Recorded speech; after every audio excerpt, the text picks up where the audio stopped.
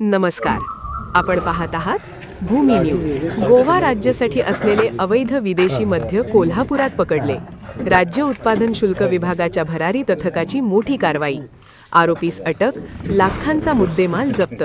कोल्हापूर शहरात अवैधरित्या विदेशी मद्याची वाहतूक करणाऱ्यांवर राज्य उत्पादन शुल्क विभागाने मोठा घाव घातला आहे. गोवा राज्यात विक्रीसाठी असलेले आणि महाराष्ट्रात विक्रीस बंदी असलेले विदेशी मद्य कोल्हापुरात आणले जात असल्याची गुप्त माहिती मिळाल्यानंतर भरारी पथकाने सापळा रचला.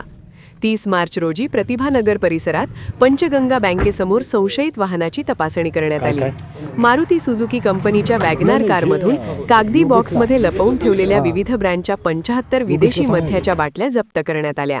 या प्रकरणात सागर शामराव देसाई याला अटक करण्यात आली असून त्याच्या विरोधात गुन्हा दाखल करण्यात आला आहे. या कारवाईत एकूण 3,94,400 रुपयांचा मुद्देमाल जप्त करण्यात आला आहे. यामध्ये 44,400 रुपयांचे मद्य आणि 3,50,000 रुपयांची कार समाविष्ट आहे.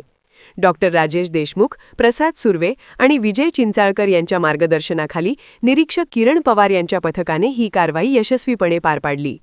या प्रकरणाचा पुढील तपास दुय्यम निरीक्षक YN फटांगरे करत आहेत. अवैध मद्य विक्री आणि तस्करी विरोधात प्रशासनाचा कडक इशारा. अशा कारवायांमुळे काळाबाजार करणाऱ्यांचे धाबे दणाणले आहेत.